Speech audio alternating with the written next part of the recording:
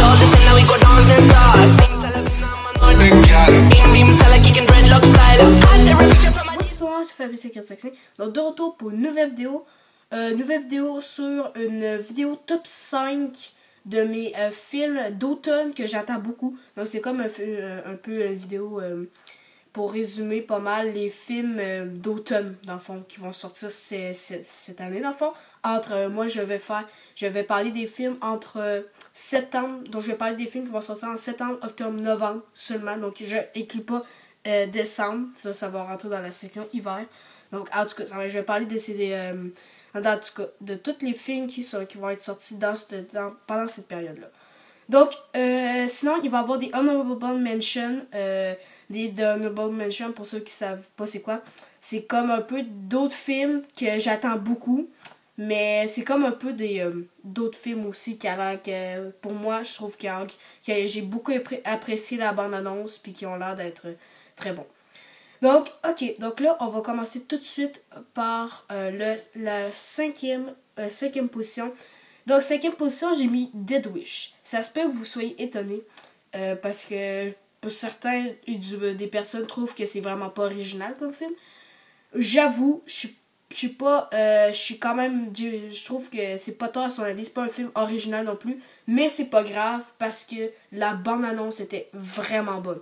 Sérieux, il y a Eli Roth qui fait le film. Ça m'a vraiment étonné parce que Eli Roth c'est plus un gars qui fait des films d'horreur. Puis je trouve qu'il va faire un bon film d'action. Je trouve que avec la bande-annonce, ça a l'air d'être pas mal violent. Donc je trouve qu'il reste pas mal dans ses affaires d'horreur un peu. Mais puis en plus avec un Bruce Willis qui a l'air d'être comme dans Dire, qui a l'air d'être parfait comme toujours.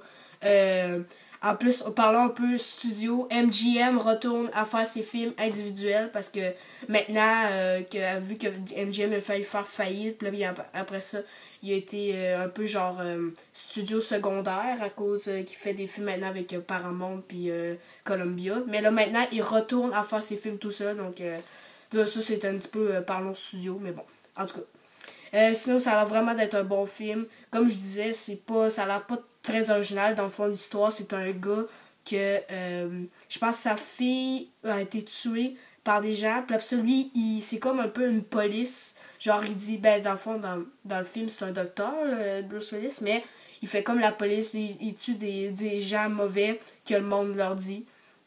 Puis il sauve la vie des gens. Donc, c'est pas mal, c'est ça, c'est un film pas mal vengeance, puis ça, j'aime quand même ça. Donc, à voir en novembre, je sais pas quand en novembre précisément, mais à voir en novembre.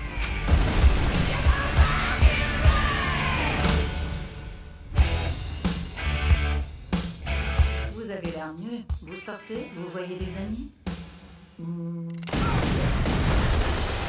Pas tellement. Quoi que vous fassiez, n'arrêtez pas. D'accord, c'est promis.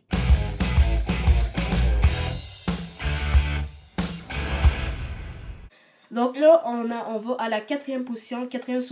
Position, Suburbicon. Je pense que c'est encore un film que vous êtes étonnés, ou peut-être pas. Suburbicon, j'ai beaucoup aimé la première bande-annonce. J'ai vraiment été accroché. Je trouve que George Clooney, en réalisation, ça va être bien. Je trouve que ça va faire différent de ce qu'il fait. Sinon, George Clooney fait pas ça tout seul. Hein. Il y a les frères Coen qui l'aident dans le scénario. Donc, en scénario, c'est ça. Dans le fond, les frères Coen ont écrit un peu le scénario avec George Clooney et une autre personne dont je connais pas le nom.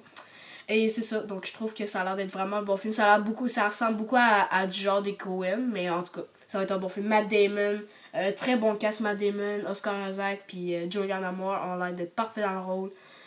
Donc, c'est ça.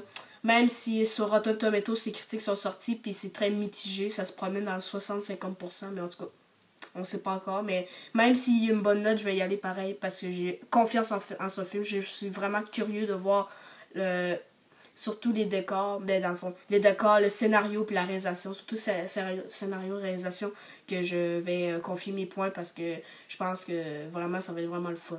Puis en plus, George Clooney, il va se faire aider par les frères Coen. Donc, c'est ça. Donc, quatrième position sur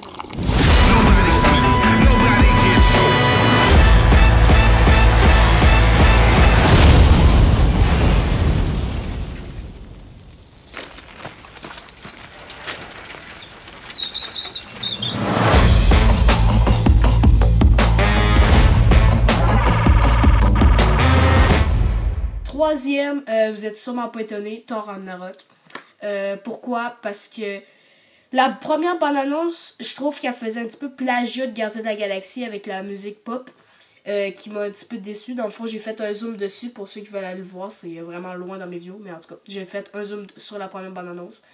Et puis, j'ai fait un zoom sur la deuxième dans mon top 15 des meilleures bandes-annonces SDCC, San Diego Comic Con, qui est que pour ceux que vous voulez aller voir, vous pouvez y aller. Et la deuxième, j'ai vraiment adoré. Je trouve que, même s'ils mettent encore la musique pop, je trouve que j'ai arrêté de dire que c'était du plagiat parce que ça fait très bien dans la bande-annonce.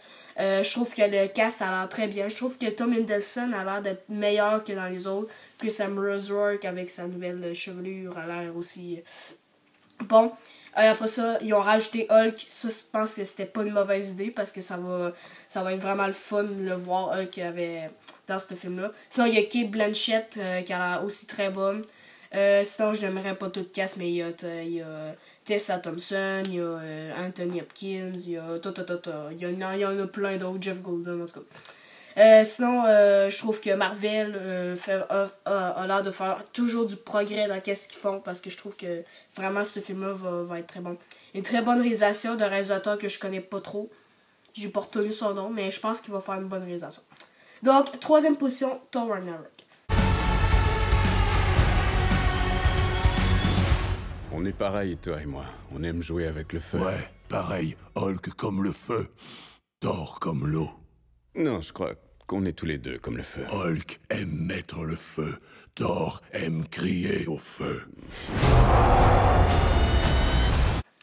Et on va dans le deuxième position. Là, vous allez être sûrement pas étonnés. Blade Runner 2049. J'ai fait des zooms sur ce film-là. J'ai capoté et je capote encore. Même celui-là, il a frôlé la première position, mais il y a un autre film après que vous allez comprendre pourquoi. Mais deuxième position, même, je pense qu'il mérite même la première. C'est comme un peu avec l'autre film que vous allez voir plus tard. Mais ça va dans le deuxième en tout cas. Blade Runner 2049, ça a l'air d'être vraiment bon, ça a l'air d'être intelligent comme film, ça a l'air d'être meilleur que le premier. Parce que je viens d'écouter le premier, justement, je l'ai écouté en fin de semaine. Ben, dans le fond, il n'y a pas si longtemps que ça pour me refresh un peu. Ryan Gosling et Harrison Ford vont faire un parfait duo, je suis sûr que ça va être vraiment pas raté. Sinon, Jared Leto, même, il a l'air d'être bon, même s'il n'y a pas rapport dans le film. Dans le fond, pour le rôle du méchant, t'aurais pas pensé à Jared Leto en premier, mais bon, en tout cas, il a l'air de jouer un très bon rôle. Dave Bautista aussi. Sinon, là, parlons Ridley Scott aussi, wow, je suis sûre que ça a été un bon choix qui reste dans l'aspect technique pour aider mon réalisateur préféré à réaliser le film, Denis Villeneuve, à faire le film parce que sinon sans Ridley Scott, ben je dis pas que Denis Villeneuve l'a réfléchi, mais il aurait eu besoin au moins d'aide pour s'habituer au premier. Et sinon, parlons un peu réalisation, scénario, ça a l'air d'être vraiment original, vraiment violent aussi. Je pense que ça il va être plus violent que le premier. Sinon, ben, dans le fond, ça me dérange pas trop, mais bon. Ça a l'air d'être un très bon scénario. Et la réalisation de Denis Villeneuve va encore nous donner du frais, du nouveau à chaque fois. Ça va être vraiment bon. C'est sûr que je pense que c'est un film à Oscar, mais en tout cas, on va voir ça dans la saison des Oscars. Mais en tout cas, Blade Runner 2049 en deuxième position. Ils savent que t'es ici.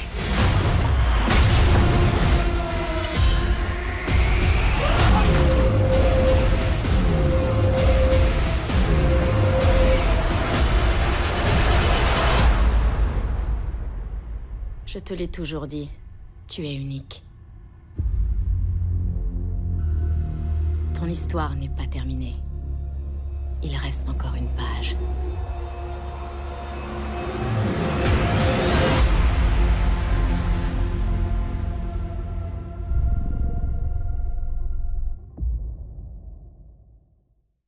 Et là, on va en première. Vous avez sûrement deviné avec, si vous avez vu le zoom, justement, Kingsman, le cercle d'or.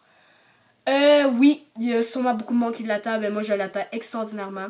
Parce que vous allez sûrement être étonnés, mais j'ai expliqué dans mon zoom que Kingsman était mon film préféré. Et vraiment, mon film préféré, sérieux.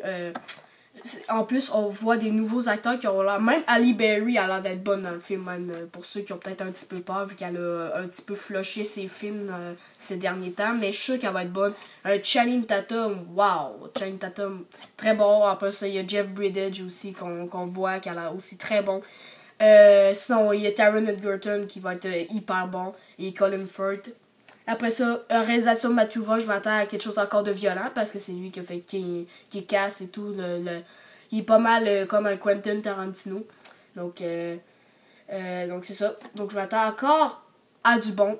Vraiment un très bon scénario aussi. Même pour beaucoup. Je pense que je suis même pas tout seul à l'attendre extraordinairement ce film-là. C'est même le premier a été extraordinaire. Moi c'est sûr, c'est pour moi.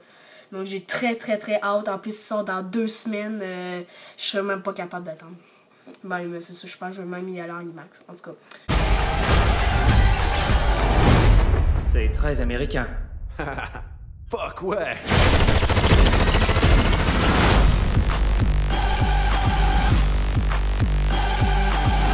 Les manières définissent le gentleman. Vous savez ce que ça veut dire? Donc c'est ça, on finit ce top pour les 5. Donc là, on va y aller en honorable mention vite. Donc je vous laisse là-dessus. Assassin américain réalisé par Michael Cuesta avec Michael Keaton. Geostorm réalisé par Dane Devlin avec Gerald Butler. Daddy's Home réalisé par Shane Anders avec Will Ferrell. Thanks You for Your Service réalisé par Jason Hall avec Miles Teller. Murder on the Orient Express réalisé par Kenneth Branagh avec Johnny Depp.